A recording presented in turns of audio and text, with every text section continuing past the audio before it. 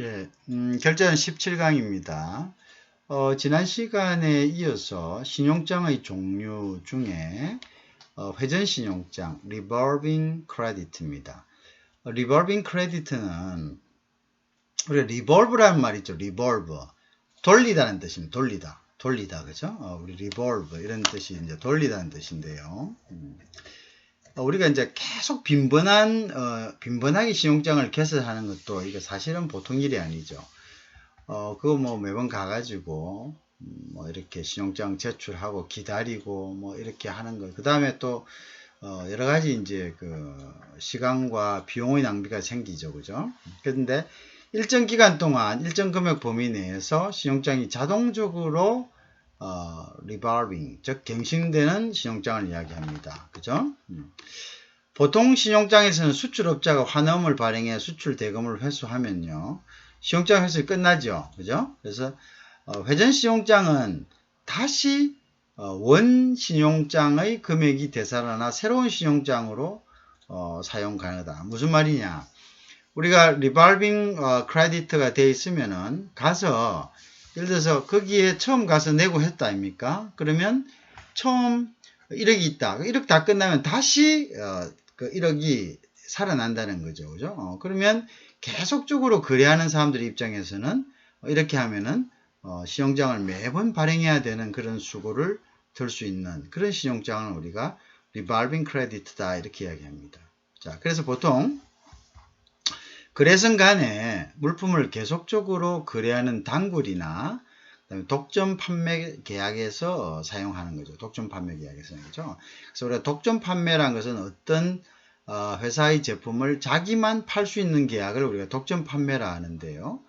이런 독점 판매 계약에서는 또 일정 기간 동안 일정 양을 또 소진해야 되는, 또 판매해야 되는 이러한 또 의무도 생깁니다. 그래서 예를 든다면은 독점 판매 계약 같은 경우는 좋다. 독점권을 주겠다. 대신에 한 달에 적어도 뭐 1000건 이상을 1000개 이상을 팔아라. 이렇게 하면은 그 1000개 이상을 계속적으로 구입을 해야 되잖아요. 매번.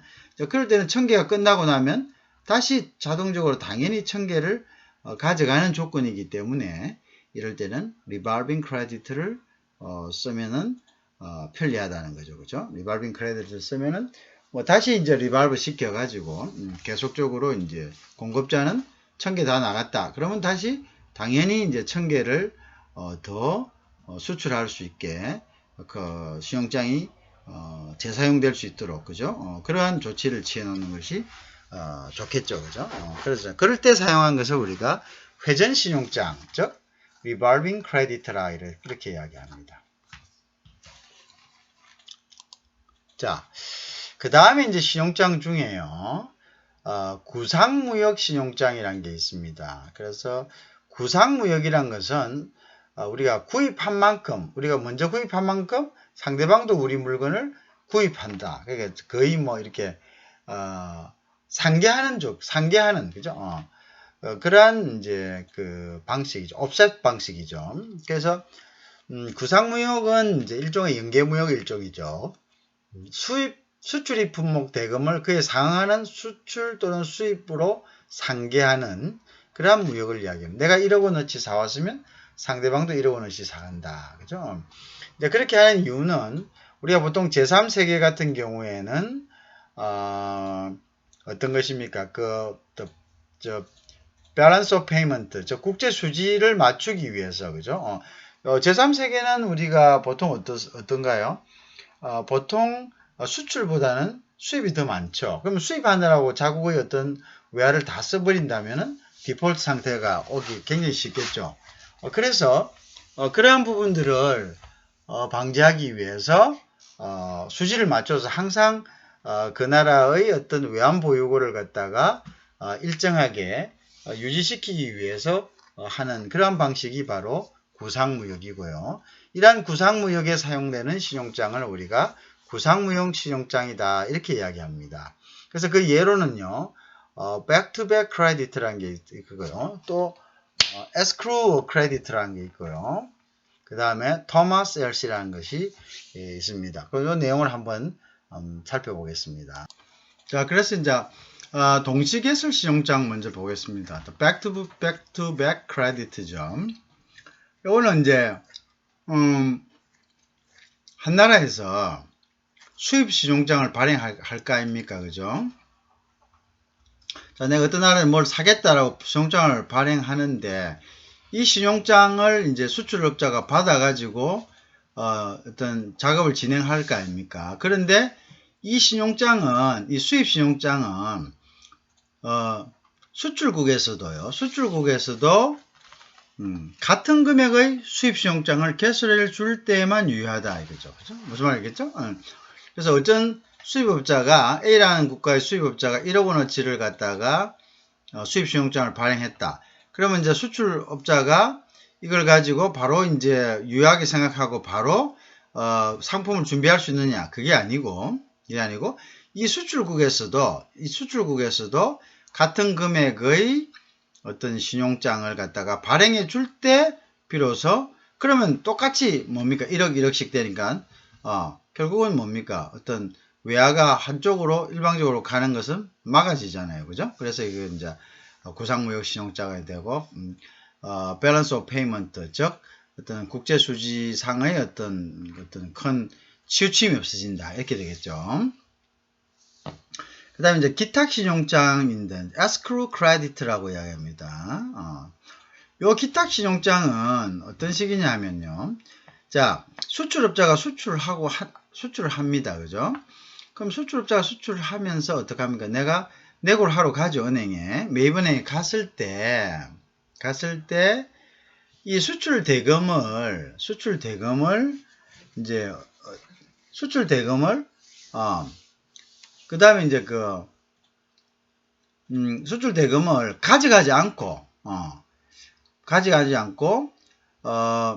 그 은행에다가 그대로 둡니다. 어디에? 수익자 명의의 기탁 계정에다. 그러니까 내가 A라는 사람이 B라는 사람하고 거래를 했습니다. 그러면 A라는 사람이 수출업자면 수출하고 나서 그걸 내고하러 가겠죠. C라는 은행 갑니다. 그럼 이 C라는 은행에서 내고를 하면 보통은 뭡니까? 내고한 금액을 A가 가져가겠죠. 근데 이거는 가져가지 않고 C의 은행에 있는 A의 계좌에다 그것을 기탁해 둡니다. 못 쓰게 딱 들어가겠죠. 그 다음에 기탁해 두었다가 이제 B라는 사람이 A에게 수출을 합니다. 그러면 이거를 이제 바뀐 거죠. 수입업자가 이제 지금 수출을 한 A가 다시 수입업자가 됐죠. 그러면 이제 수입업자가 됐으니까 이 사람도 뭡니까? B에게서 A도 역으로 B에게 이제 돈을 줘야 되겠죠. 이때 돈을 지급할 때 이미 A가 B에게 수출할 때 지급받은 이 돈을 가지고 결제를 한다. 이렇게 됩니다. 그러면 결국은 뭡니까? 그러면 돈이 한쪽으로 쏠리지 않죠. 똑같죠. 그러니까 결국 물물교환한 거랑 똑같은 효과가 생기죠. 그러니까 물물교환 한 거랑 같은 효과죠. 그죠? 이제 그렇게 되는 것을 우리가 escrow credit다. 이렇게 이야기합니다.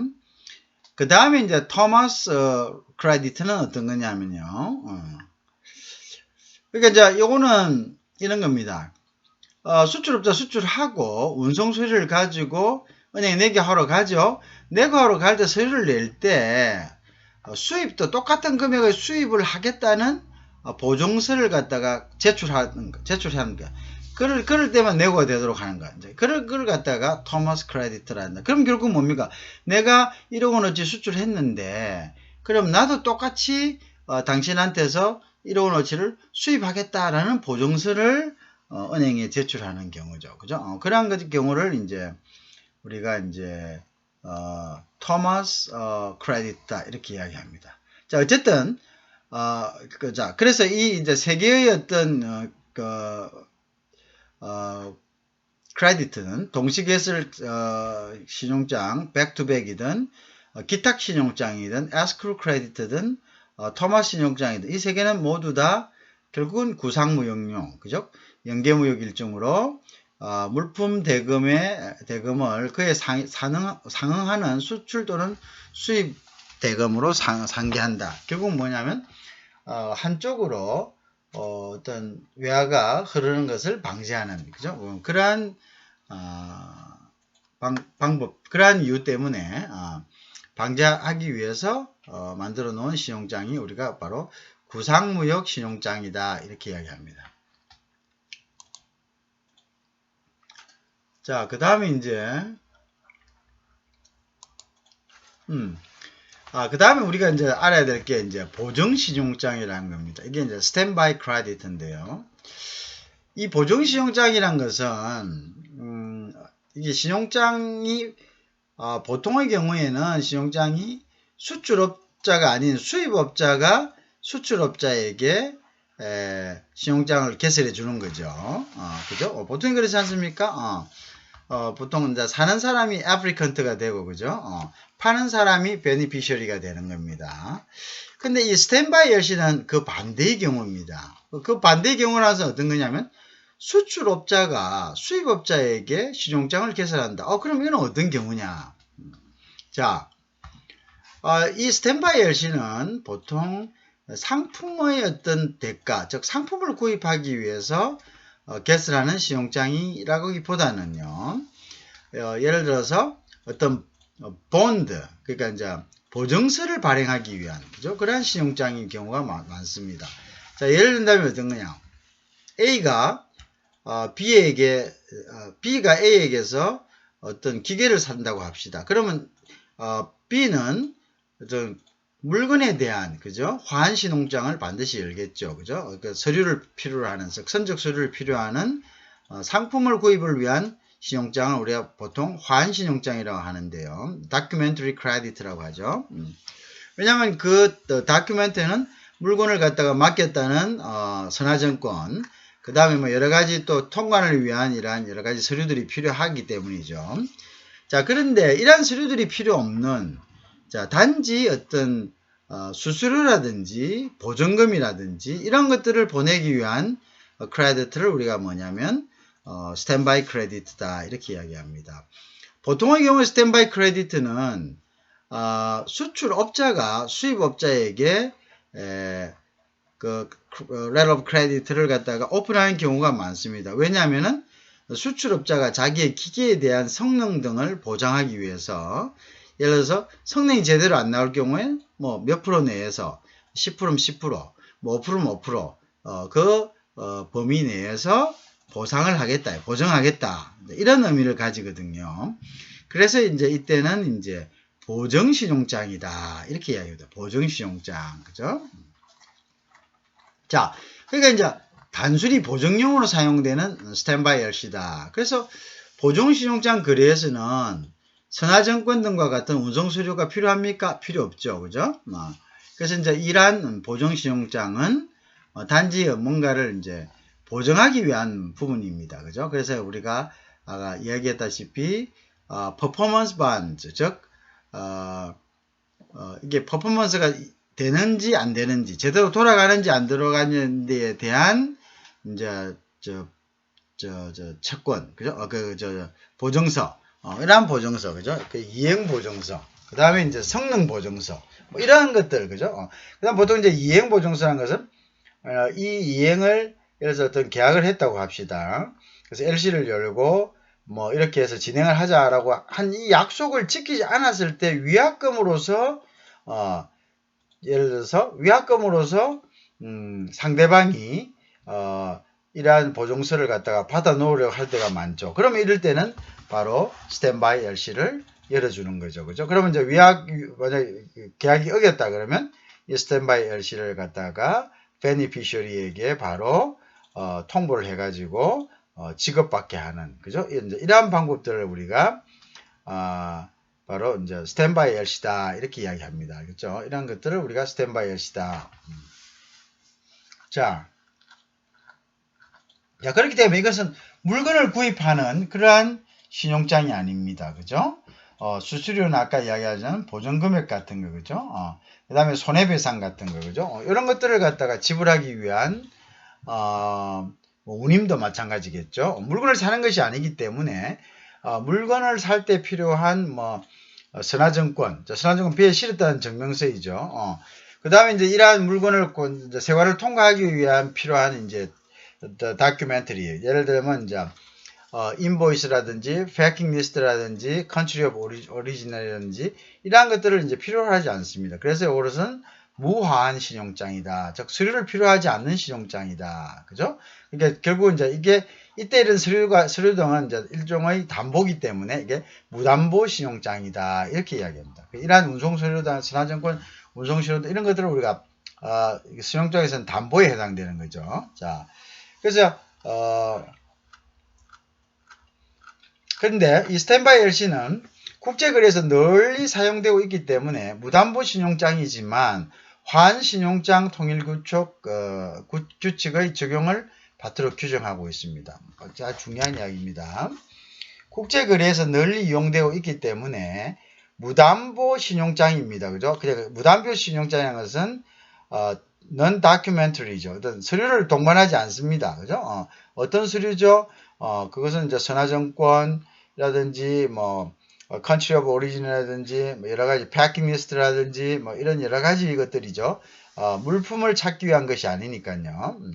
그렇지만 물품 신용장, 물품 구입 신용장의 통일 규칙의 적용을 받도록 규정하고 있습니다. 왜냐하면 그것 또한 국제거래에서 널리 사용되고 있기 때문에 그렇습니다. 그래서 환신용장이 기본 계약의 이행을 전제로 대금 지급을 약정하는데, 그죠? 반해 보증신용장은 기본 계약의 불이행이 대금 지급의 사유가 된다는 점에서 서로 대조를 이룬다. 그죠? 그러니까 맞죠? 계약이 깨졌을 때 보증에 가는 거죠. 퍼포먼스가 안 됐을 때 보증에 가는 거니까, 그죠? 결국은 이제 이것은 사실 신용장하고 계약하고는 독립성의 원칙에서 별개입니다. 계약이 깨져도 신용장은 유효합니다. 알겠죠? 그 앞전에 이야기했죠. 그래야지 신용장의 어떤 신용장을 믿고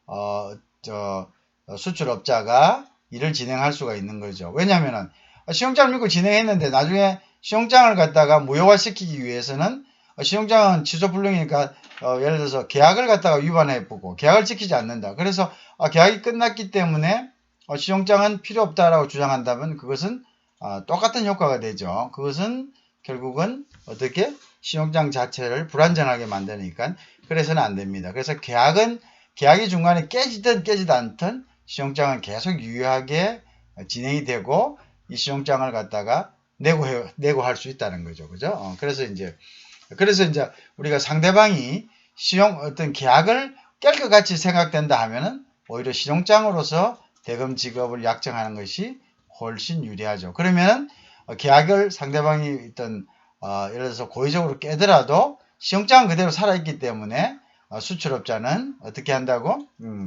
수출업자는 예를 들어서 내고를 할 수 있는 거죠. 물건을 실어 보내고 있는 그대로. 역으로 또 수입업자가 입장에서도 마찬가지죠. 수출업자가 예를 들어서 계약을 깰 것 같다. 그러면 스탠바이 LC를 갖다가 열어서 계약이 깨지더라도 이행 보증은 그대로 받을 수 있도록 그죠. 그렇게 이제 할 수가 있는 거죠. 자, 그래서 이제 그러한 점들이 있다. 즉 계약에 대해서 좀 불안정하다. 저 사람이 중간에 가다가 계약을 깰 염려도 있겠다 생각된다면은 그것은 이러한 신용장 거래를 하면은 오히려 더 그 계약을 더 보장받을 수가 있다. 왜? 계약과 신용장은 독립성의 원칙에서 별개입니다. 계약이 깨지더라도 한번 오픈된 신용장은 취소할 수가 없기 때문이죠. 그죠? 그래서 그 계약의 불안정한 상태로 있지 않는다는 거죠. 만약에 신용장으로 결제를 하는 것을 합의를 했다면, 그죠? 그런 장점이 있다. 자, 그래서 이제 화한 신용장이, 아까 다큐멘터리 크레디트입니다. 상품 구입을 위한 신용장이 기본 계약의 이행을 전제로, 사실 기본 계약의 이행을 전제로 하는 것은 아니죠. 그죠? 그래서 기본 계약이 이행되든 않든 신용장은 유효합니다. 그걸 독립성의 원칙인데요. 자, 어쨌든 기본 계약의 이행이 아니라 기본 계약을 기초로 이렇게 되겠죠. 그죠? 기본 계약을 기초로 대금 지급을 약정하는 데 반해서 보증신용장은 어떻습니까? 계약이 깨졌을 때, 그죠? 깨졌을 때 손해배상이라든지 여러 가지 이제 그것을 보장받기 위해서 하는 거죠. 그죠? 자, 그렇게 이제 그 성격은 서로 반대된다. 그죠? 그래서 요걸 갖다 그래서 이제 불이행 신용장이다. 계약을 이행하지 않았을 때, 그죠? 요거는 이제 계약하고 관계가 있는 거죠. 그죠? 화환신용장하고 틀리게 계약의 결과에 이제 따라서 신용장 효과가 일어나는 거죠. 그래서 그것은 불이행 신용장이다. 계약이 일어나지 못했을 때 오히려 이 신용장의 효과가 나타나는 불이행 신용장이다. 이렇게 되겠죠. 그죠? 그것은 이제 보통의 신용장을 이야기하는 다큐멘터리 크레디트, 즉 화환신용장하고는 그 성격이 다릅니다. 화환신용장은 계약을 전제로 해서, 그죠? 계약을 전제로 해서 일어나는 것이고, 그거는 계약을 전제로 해서 그 계약이 진행될 것을, 올바로 진행될 것을 바람으로 이제 진행되는 거고, 그 다음에 그거는 이제 틀린 거죠. 이제 이거는 만약 계약이 안 됐을 때 진행이 되는 거다. 그래서 이제 그것은 불이행 신용장이다. 이런 이야기죠. 자, 그래서 일단 보증신용장을 조금 더 보면요. 자, 그래서 이제 현지 금융을 위한 보증신용장도 있다. 자, 어떤 경우입니까? 그죠?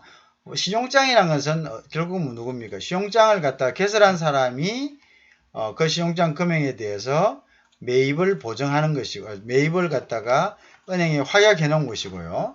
자, 그래서 이 은행은 결국 신용장을 오프닝한 은행은 결국은 뭡니까? 여기에 대해서 대금 지급의 직업인으로서 대금 지급의 의무가 있죠. 그죠? 자, 그래서 우리가 지급 신용장, 그죠? 지급 신용장이 발행된 경우에, 그죠? 자, 그런데 이제 보증 신용장은 어떻게 하느냐면, 자, 그것을 보증하는 곳이 있습니다. 그 보증하는 것이 누굽니까? 그 보증하는 것은 결국은 신용장을 연 곳이겠죠. 그럼 그 신용장을 연 곳이 어떻게 한다고? 그래서 뭐 이렇게 하는 거죠. 예를 들어 이런 게 봅시다. 어떤 사람 앞으로 보증신용장을 열었다. 그러면 이 보증신용장이란 것은 결국 수익자가 누굽니까? 그 신용장을 갖다가 통지받은 사람이 수익자가 되겠죠.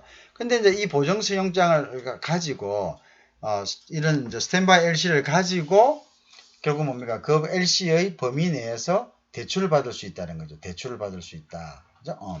그래서 LC를 보증신용장 1억 원짜리를 열어놨다. 그러면 그 보증의 기간 안에서 대출을 받을 수 있다는 거죠. 그러한 이제 장점이 있다는 거죠. 그러한 부분으로 이용할 때 사용한다. 자, 그럼 어떤 경우야? 자, 예를 들어 또 다른 경우가 있습니다. 본사의 해외 지점이 현지에서 금융을 이용하는 경우, 그죠? 자, 본국의 은행이 개설해주는 보증신용장을 그죠? 담보로 제공한다, 그죠? 자, 어떤 나라에 갔어요. 갔는데 어떤 지사가 있다고 합시다. 근데 그 지사가 어떤 지역을 개척하기 위해서 갔어요. 돈이 필요해요, 그죠? 자, 돈이 필요한데 돈을 어떻게 구입하느냐? 그 현지 은행에 가도 이 사람은 신용이 없기 때문에 돈을 구입하기가 좀 힘듭니다. 그죠? 이럴 때는 어떻게 하면은 본사가 보증신용장을 갖다가 지사 앞으로 발행하는 거죠. 그러면 지사는 이 보증신용장을 기초로 해서 대부를 받아가지고, 그죠? 대부를 받아가지고, 이제 그 대부로 가지고 이제 비용을 쓰는 거죠. 그럼 결국은 왜? 이 보증신용장이라는 것은, 그 신용장 누구 앞으로 보증을 세우는 겁니까? 은행 앞으로, 그죠? 은행 앞으로 보증을 세우면 이 은행이 결국은 뭡니까? A라는 회사의 지사가 B라고 합시다.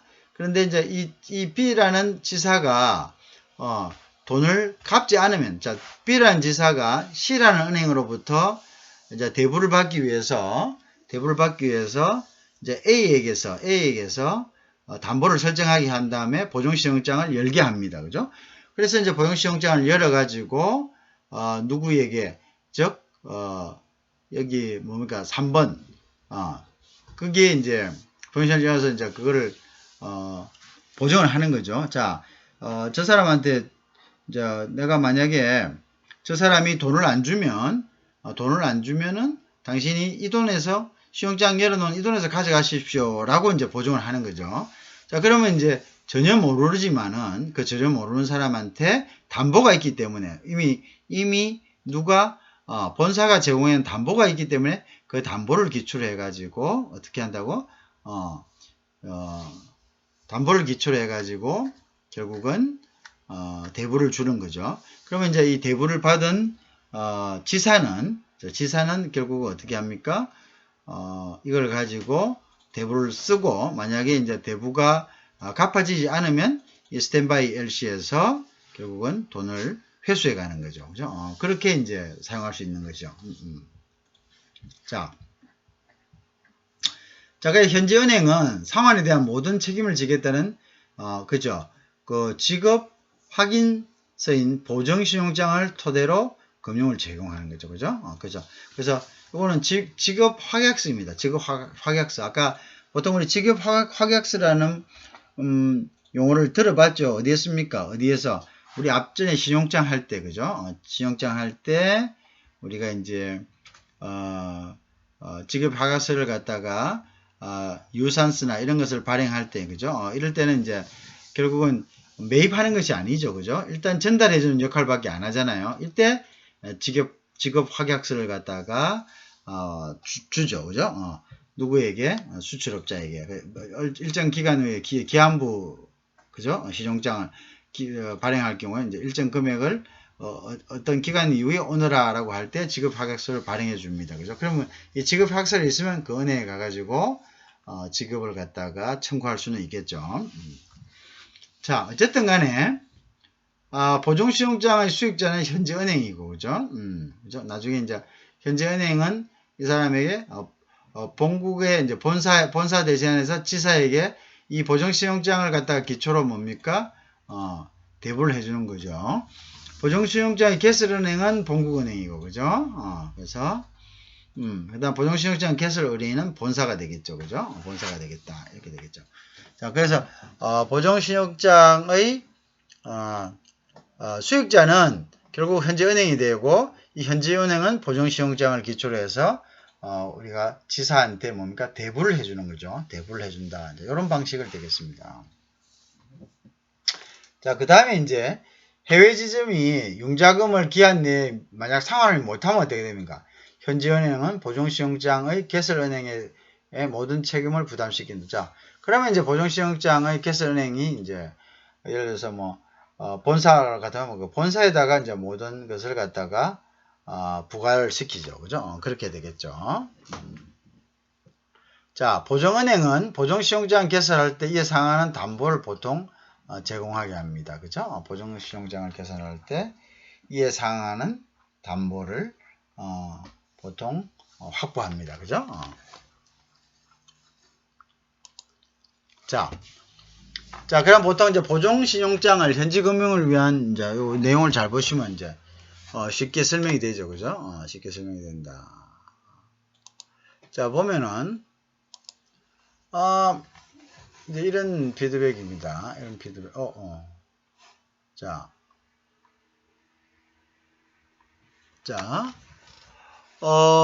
본사가 있고, 본사가, 그 다음에 이제 해외 지점이 있어요. 이 해외 지점이 돈이 필요해요. 그죠? 돈이 필요하면은 현지에서 우리가 대부를 받아야 되죠. 대부를 받으면 이제 금융 신청을 하러 갔습니다. 그죠? 신청을 하러 가고, 그 다음에 이제 대부를 하려면은 어떻게 됩니까? 이 사람이 뭔가 담보가 있어야 되잖아요. 해외 지점이. 근데 지금 해외 지점 담보가 없다. 담보가 없으면 어떻게 하나? 본국에서 스탠바이 LC를 개설하고, 그죠? 스탠바이 LC를 개설하고, 그 다음에, 그러면 이제, 스탠바이 LC는 뭐냐면, 만약에 이 사람이 지급을 안 하면은, 내가 이 LC로 가지고, 이 LC 금액 내에서 당신이 찾아가라. 이런 겁니다. 그러니까 수익자는 결국은 현지은행이 되겠죠. 이게 좀 작네요. 그죠? 그래서 이걸, 왜 이렇게 작지? 형광 펜을 하겠습니다. 그죠? 자, 그래서, 여기 이제, 이 사람이 이제, 자, 그러면 이제, 금융 제공하고요. 만기일이 만약 돈이 안 온다. 그러면 스탠바이 LC에 가서, 만기 대금 이상을 지급 요구를 이제 할 수 있는 겁니다. 은행과 은행 간의 거래니까요. 그죠? 그 다음에 이제 개설은행은 담보를 제공하고, 스탠바이 LC를 갖다가 캔슬해 놓겠죠. 무슨 말인지 이야기했죠? 그런 식이다. 즉 뭔가 안 됐을 때는 보증금 형태로서 돈을 갖다가 맡겨 놓는 것을 우리가 뭐냐면 스탠바이 LC다 이렇게 이야기합니다. 스탠바이 LC다. 자.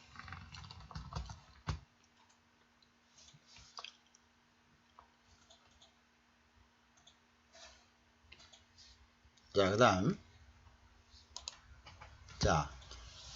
자, 그래서 이제 이런 경우는 이제 계약 이행 보증서라든지 이제 이러한 것들에 대해서 사용을 이제 하는 경우입니다. 그죠? 아까 이야기했죠? 아까 이야기한 이제 계약 이행용도 있고, 아까는 이제 금융기관에서 대부를 받기 위해서도 이제 사용하고, 여러 가지 목적이 있고, 일단은 물건을 사용하는 어떤 무담보, 물건을 구입하기 위한, 다큐멘터리 크레디트가 아니라 무담보다. 그죠? 무담보, 신용장이다. 그죠? 그래서, 그 필요한 서류를 가지고 있지 않습니다.